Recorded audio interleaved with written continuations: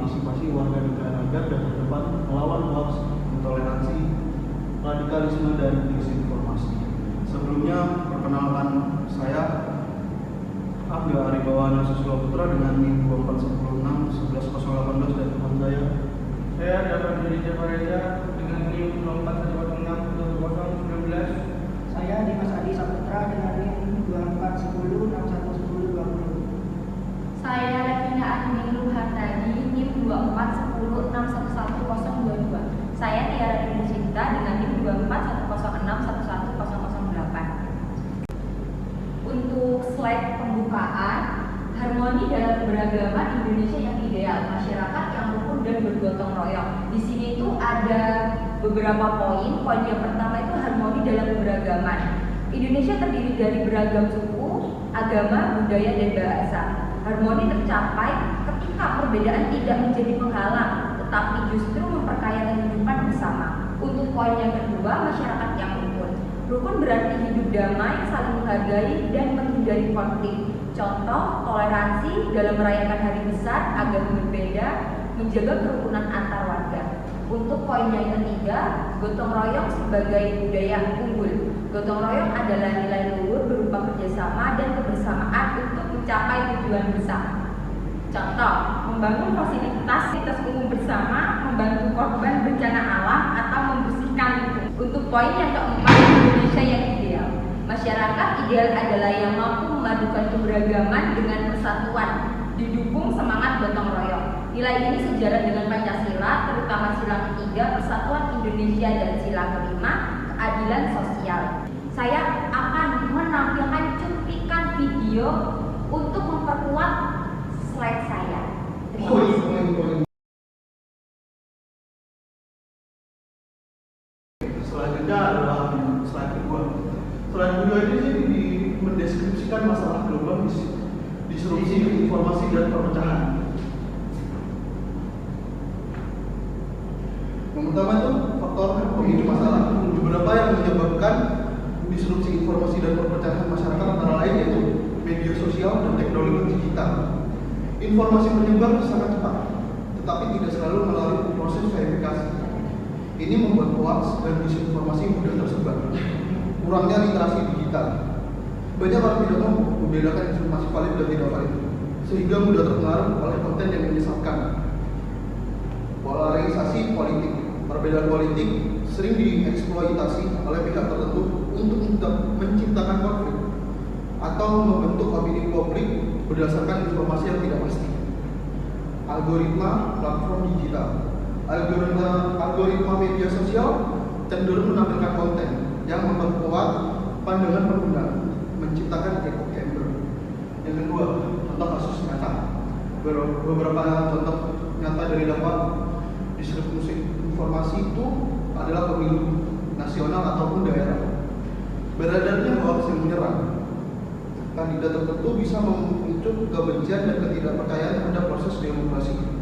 Lalu yang kedua, pandemi COVID-19, disinformasi terkait vaksinasi dan teori konspirasi menyebabkan sebagian masyarakat enggan divaksinasi, membahayakan upaya kesehatan masyarakat. Yang ketiga, konflik sara, penyebaran isu berbasis suku, agama, ras, dan antar golongan secara provokatif di media sosial kali menimbulkan konflik horizontal. Yang ketiga dan terakhir adalah dampak terhadap masyarakat. Dampak yang ditimbulkan dari gelombang distribusi informasi sangat luas, antara lain polarisasi sosial. Masyarakat terbagi dalam kelompok yang saling bermusuhan karena perbedaan informasi yang dikonsumsi. Kekacauan sosial dan politik, ketidakstabilan sosial meningkat karena konflik yang disebabkan oleh disinformasi. Penurunan kepercayaan publik terhadap institusi pemerintah, media resmi, dan bahkan antar individu dalam komunitas. Tindakan kekerasan.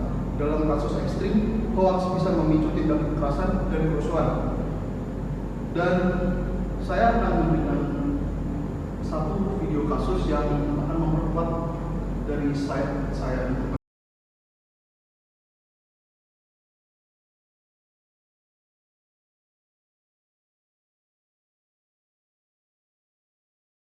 Selanjutnya saya akan menjelaskan solusi yang nyata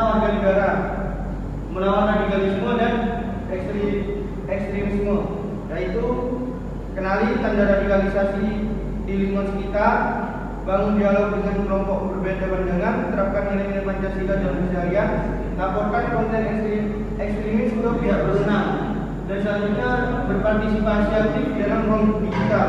Contohnya yaitu produksi dan membagikan konten positif, selalu verifikasi informasi sebelum menyebarkan, diskusi online dengan etika dan berbasis fakta, laporkan peristiwa penting secara bertanggung jawab, dan ada meningkatkan literasi digital dan kritis, yaitu tingkatkan kemampuan menilai informasi. Yang kedua ada akses berita dari berbagai sumber terpercaya. Yang ketiga ada terlibat dalam komunitas literasi digital. Yang keempat ada ajarkan keterampilan berpikir kritis kepada orang lain. Dan yang terakhir yaitu memperkuat budaya toleransi dan inklusivitas. Contohnya dengan menghormati perbedaan pendapat dan pandangan, rayakan keberagaman budaya dan tradisi, praktikkan empati dalam interaksi sehari-hari, ciptakan lingkungan yang menghargai semua latar belakang. Untuk videonya nanti bisa ditampilkan.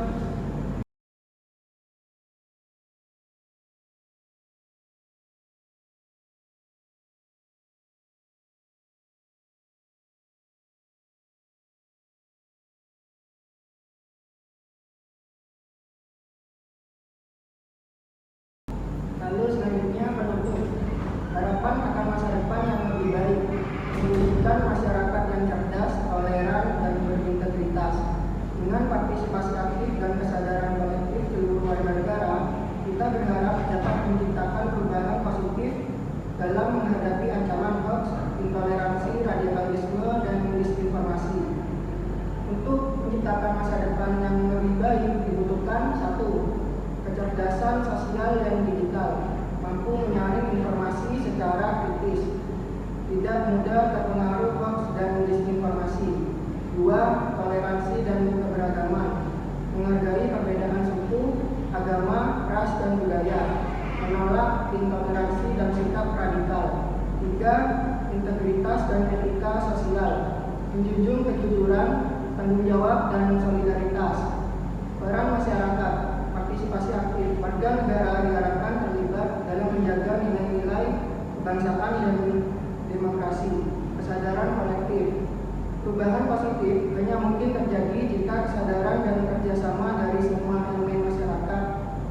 Tantangan yang harus dihadapi, hoax dan disinformasi, toleransi, dan radikalisme. Harapannya adalah dengan semangat gotong royong dan kesadaran bersama, kita dapat membangun masa depan yang lebih baik, damai, adil, dan sejahtera.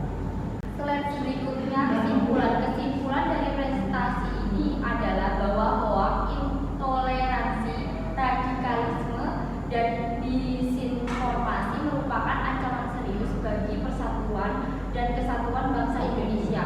Namun ancaman-ancaman ini dapat diatasi melalui partisipasi aktif dan kesadaran kolektif seluruh warga negara, peningkatan literasi digital, penguatan budaya toleransi, pencegahan radikalisme, partisipasi positif di ruang digital, serta kolaborasi antar berbagai elemen masyarakat adalah kunci untuk menciptakan masyarakat yang cerdas, toleran, berintegritas, dan tangguh.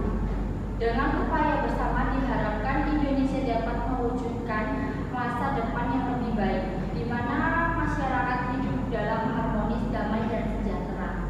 Terima kasih. Mungkin ini saja yang bisa kelompok kami sampaikan. Kurang lebihnya mohon maaf. Assalamualaikum warahmatullahi wabarakatuh.